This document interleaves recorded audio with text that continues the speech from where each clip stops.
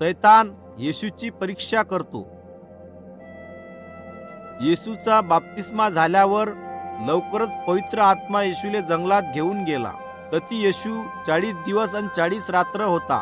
त्या वाक्ती त्याने तती उपवास केला आणि सैतानाने येशूच्या पाशी येऊन पाप करण्यासाठी त्याची परीक्षा केली।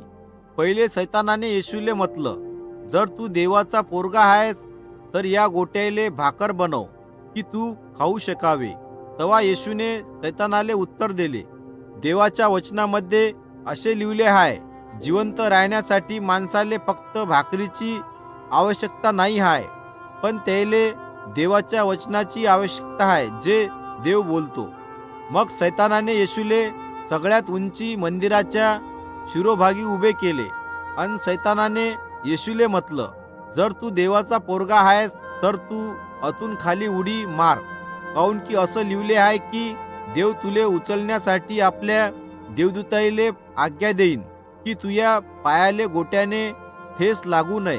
पण येशूने ते नाही केले जे सैतानाने त्याले करायला लावले होते।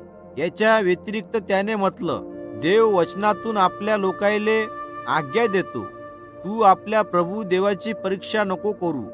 मग सैतानाने येशूले जगातले सगळे राज्य दाखवले। त्याने हे दाखवले की ते किती शक्तिशाली आहे आणि ते किती संपन्न आहे। त्याने येशूले म्हटलं, मी तुले हे सगळं देईन जर तू घुटणे टेकून मायाली उपासना करणार। तेव्हा येशूने म्हटलं, अरे सैताना, मायापासून चालला जा। देवाचं वचन लोकायले आदेश देते की फक्त आपल्या प्रभू देवाची आराधना कर, देवाच्या रूपात फक्त त्याचाच आदर कर। येशूने सैतानाच्या परीक्षेपासून हार मानली नाही, म्हणून सैतान त्याच्यापासून चालला गेला। तेव्हा देवदूताईनं येऊन येशूची सेवा केली।